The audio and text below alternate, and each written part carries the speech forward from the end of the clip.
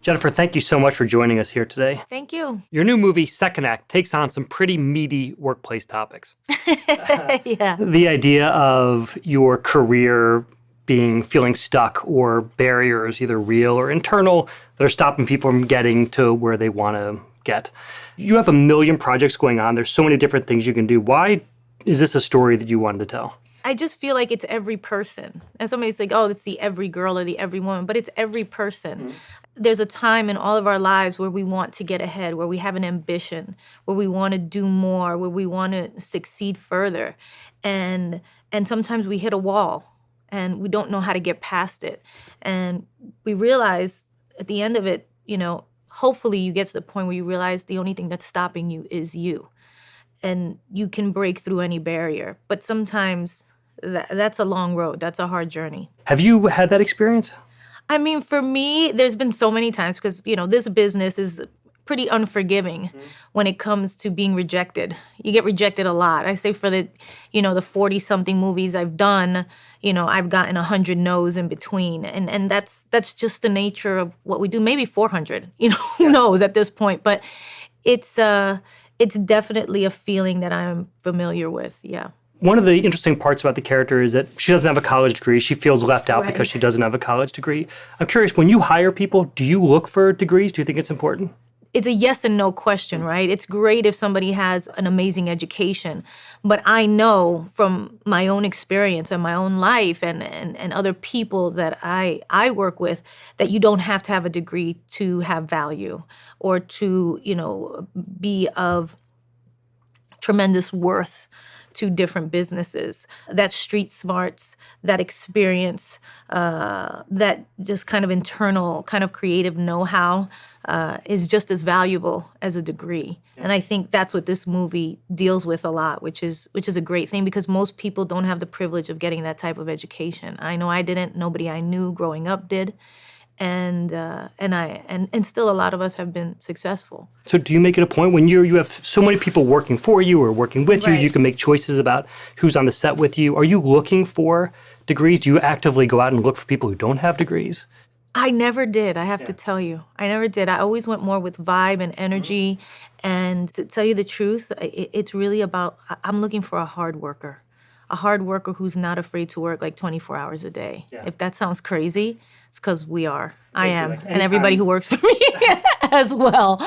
And then recently, as I've gotten more into kind of owning businesses and going from a licensing model to an ownership model, I realize I need people who have more business experience. And so, I've been looking more at that lately. Would you talk a little bit about that, moving from licensing to ownership?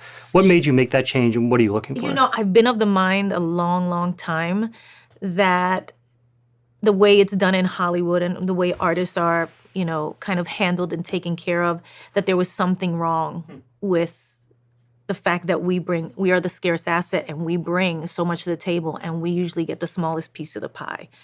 And without us, nothing can really happen because they need the ideas, they need to perform, they need they need all of this stuff, they need the creative, and all that, kind of everybody's adding is the money, and kind of money you can get anywhere. In a sense, right? That's in private equity world and in the business world, it's like, oh, it's just money, right? And you're like, really? It's just money? So I'm actually the thing that's unique. You're the product, yeah. Right, you're the product. And I knew there was something wrong. I just didn't know what it was. It wasn't until really Alex came into my life and had such a nice grasp of the business world and so much experience in his own life of in real estate and in business and dealing with private equity firms and things like that, where he was like, oh yeah, you're right.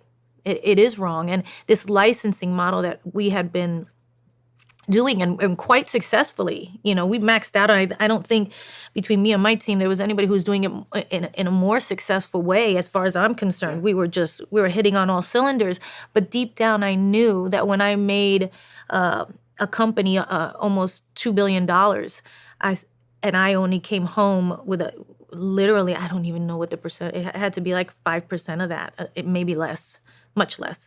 Much less than that. That there was something wrong. But at the time, it must have felt you're known for your negotiating skills.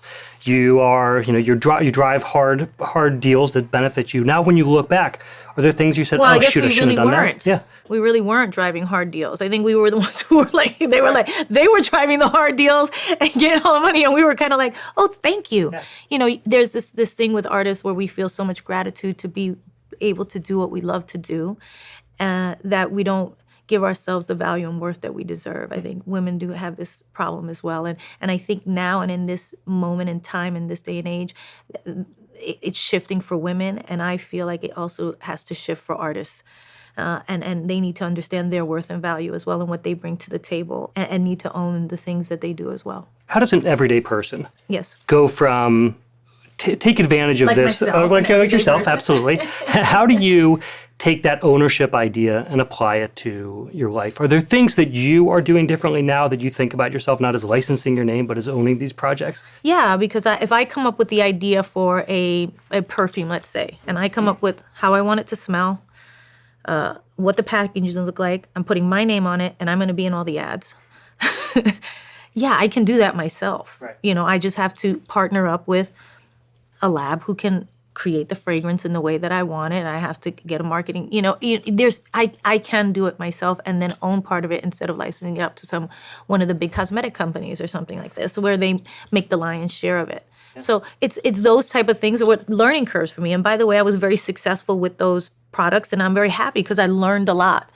And I think we got the best deal we could have, and those people were very, in a sense, fair to me. But I also now know that I can do it on my own and that I can own it. So whatever businesses or any things that I want to share with my fans or consumers that I think I have enough know-how, experience, and creative kind of spark to create something, a product that I think is going to be useful or helpful, and put it under my brand, which I think at this point I've built up kind of an equity with people of like, I promise you, if I say something, this is what it is. And if I tell you it's this, it's actually a good thing. And I've been very careful what I put my name on and making sure that it's quality. And so, yeah, I feel really good about the fact that we've moved from doing that to realizing that I can do it in a different way and being able to actually execute that at this time in my life. I saw a great quote from your significant other, Alex Rodriguez, where he talked about you going direct to consumer with your personal branding. So we've talked about the ownership model, but one of the other things that you've been able to do is cut out the middleman. Right. Forbes lists you as the 53rd highest paid celebrity of the year. If you look at the list, one of the things that really sets you apart is that you're not on the list because of a sport that you play or acting or producing. It is, as the trades call you, a multi-hyphenate. You have so many projects going on at once, they all add up. And there's so many things you could be doing. How are you picking what projects that you want to take on? What you want to launch? What are you saying no to? How do you make that decision? It's hard for me to say no. And it always has been. So I've always been this person who takes on a lot. And because I love so many things. And I love acting. I love making movies. I also love making television. I love, performing live. I love doing concerts. I love making music. I love being in the studio. So there's so many, when opportunities come, it's hard for me to say no. But what I think I've learned and what I'm trying to do now at this point in my life is to say no a little bit more and hone it down to like working smarter instead of working all the time, which was, it gets tiring. Right. Yeah. Everybody's like, so many how do you hours in the do it? day. And I'm like, Right. please stop asking me that question because I don't know. And at some point it's going to catch up with me. So how are you saying no? It's really about the quality of the projects, like I said, and knowing which ones are going to have the best ROI, right? And so first I have to love it and respond to it. And creatively, the artist in me has to be singing, but also, not taking on something that's going to take up 7 months and yield this much. Right. And then my whole year is gone. And then I have to like scramble to like make up, everything, the deficit in other ways and with a lot of other projects that don't give me as much passion. And it's been a transitional time, a learning curve over the years. And now I'm at a place where I'm really much more particular and force myself, as much as I love doing so much, to say no to the smarter things. that changed too when I had my kids. Your career path, as I think if you look back, incredibly successful, done a lot of amazing things, but you've had ups and downs in your career. Yeah. When you think back to those downs, is this the kind of thing that has is a hangover effect on you where you're like, oh, I don't ever want to go through that again? How do you use those points in your career which weren't great? I look at them now and I think you really just plowed through those, and that's the thing. It's like you can't stop. You have to kind of keep on going. Failure is not falling down and making a mistake or choosing the wrong movie or doing the wrong thing at the wrong time. It's stopping.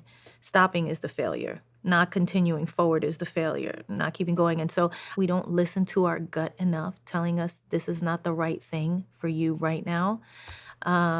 You're doing this out of fear instead of out of love. That's usually when it winds up in misery.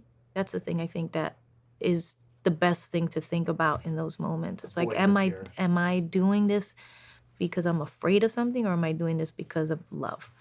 And usually that'll set you on the right path. You must have people asking you all the time how to be the next Jennifer Lopez. What kind of career advice do you give people? It's hard because there is no one set path for any one successful person. Like, I feel like everybody takes a different path. Like, there's no actors that I talk to that go, oh, we all started at acting school, and then from there we did plays, and then from plays we went to television. There's like no one way to do it. I started as a dancer, and then I thought I was going to do Broadway, and I didn't, and I did some tours abroad, and then I came back here, and I got a job as fly girl on In Living Color, and then I started studying acting, and then from there, I got my first television show, my first development deal, and then from there I got my first movie. There was a process to it that I couldn't have predicted or planned or have said, I'm going to do this, this, this, and this. It just all happened the way it happened. And I think all you can do is know where you want to go and take steps every single day in that direction, whatever that is, getting better at what you do. And I think that gets you there. Where that will take you, I cannot tell you. But I do know that if you just wake up every day and go, this is what I'm going to do, this is what I'm going to be, and today this is the thing that I'm doing to kind of keep going in that direction, eventually you will get there. Do you think that your character in the movie does that? I think that she's given up a little bit. I think she's gotten to the point in her life where she's been at this value club shop for 15 years. And for 6 years, she's been the assistant manager, and she knows she deserves a promotion, and she's made the store better, and she adds all this value. And at the end of the day, she's looked over by somebody who has an Ivy League degree. And that really is her last blow. And I know I've had that in my career, and that was after I was successful. So that is a really true, honest thing that everybody can relate to, of where you get stuck, and almost give up. So is there one particular takeaway you want people to have when they leave the theaters? I think my favorite thing that people have said is that they leave the theater inspired. They leave the theater inspired. And that's my favorite thing about being an artist in general, is that you can inspire people to dream their own biggest dreams. That's great. Well, Jennifer, thank you very much for joining us. Thank you. This is terrific. Thank you so much.